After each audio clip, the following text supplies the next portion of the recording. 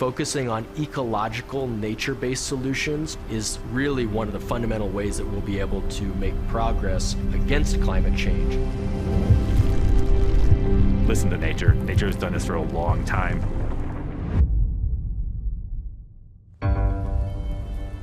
On this planet, we have both an epidemic of wildfires, which are taking place in the American West, and a huge amount of degraded soil, which is depleted of biological activity and organic matter. Is there a way we can connect these two problems into one holistic solution? By listening to the principles of nature. Where does the forest intersect with the grasslands? What is that holistic approach between the two? Because they are all part of the same ecosystem.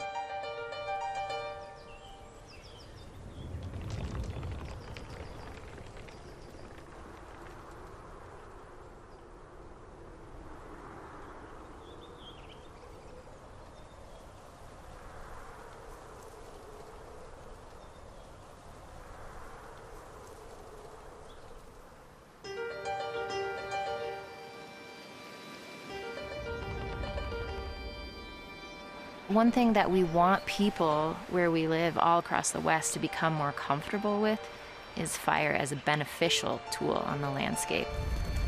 Wildfire has always been part of our environment. It is really critical to the ecosystems. But the fires that we're seeing now, partially due to climate change, are larger, longer, and more intense. This is the largest wildfire on record in Colorado. Here in Colorado, in the Mountain West, our forests are meant to burn periodically. But through a legacy of fire suppression over the last 100 years or so, we've seen a proliferation of abnormally high fuel loads within our forests, and that leads to very destructive and very unnaturally hot wildfires. There is this really delicate balance that we're out of balance on now.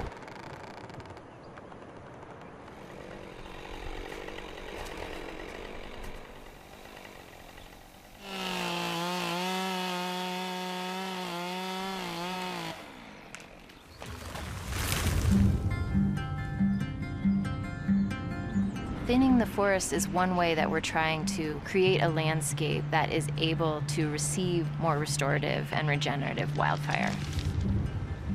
When fire existed here more regularly, fire would burn out some of the smaller trees, and it would create this mosaic across the landscape. We had some areas where we had dense pockets of trees, some areas where we had open meadows. In some areas, fire would stay lower on the ground, not creating canopy fire where we're burning from tree to tree to tree.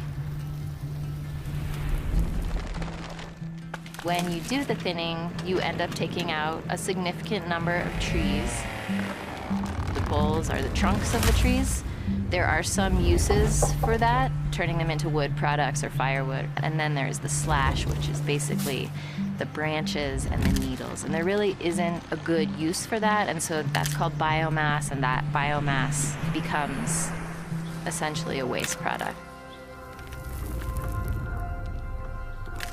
And that is one of the most challenging pieces of doing a forestry project.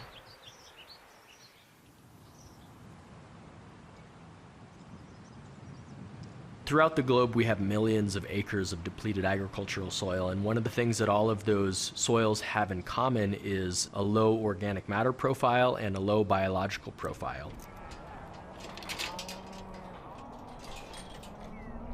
I see these parcels as forgotten parcels, as parcels that are saying it's not worth my time.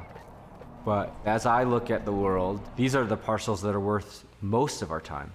We need these parcels to be recovered within an agricultural context so that we can actually have a healthy food system. The Gallagher property is one of the open spaces of Mountain Park's irrigated properties. It's one of the properties that over the past couple decades has kind of fallen in disrepair, I guess we could say.